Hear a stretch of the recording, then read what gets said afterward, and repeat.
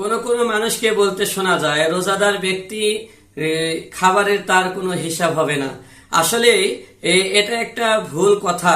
খাবারের হিসাব বলতে সাধারণত খাবারের অপচয়কে বোঝানো হয়। তো কোরআন হাদিসে এমন কোনো কথা নেই যেখানে বলা হয়েছে যে রোজাদার ব্যক্তি যদি খাবারের অপচয় করে তাহলে তার এই খাবারের অপচয়ের কোনো হিসাব হবে না, এরকম কোথাও উল্লেখ নেই। তো খাবার যতটুকু পরিমাণ আপনি খাইতে পারবেন এটা আপনার সর্ব অবস্থায় আপনার জন্য বৈধ, হালাল এবং জায়েজ আছে। আপনি সারাদিন রোজা ছিলেন, পুরো শরীরটা ক্লান্ত, ক্ষুধায় আপনার পেটে জ্বালা যন্ত্রণা হয়েছে, ইফতারির সময় আপনি প্রচন্ড খাওয়া দাওয়া করলেন, অত্যন্ত খাওয়া দাওয়া করলেন, এতে কি কোনো সমস্যা নেই, ভালো। তবে আপনি খাবারকে অপচয় করবেন, খাবারগুলো ফেলে দিবেন, নষ্ট করবেন, আর বলবেন যে রোজাদার ব্যক্তিদের খাবারের কোনো হিসাব নেই, এই কথা অবশ্যই এটা মারাত্মক একটা ভুল কথা। এই কথার কোনো ভিত্তি নেই।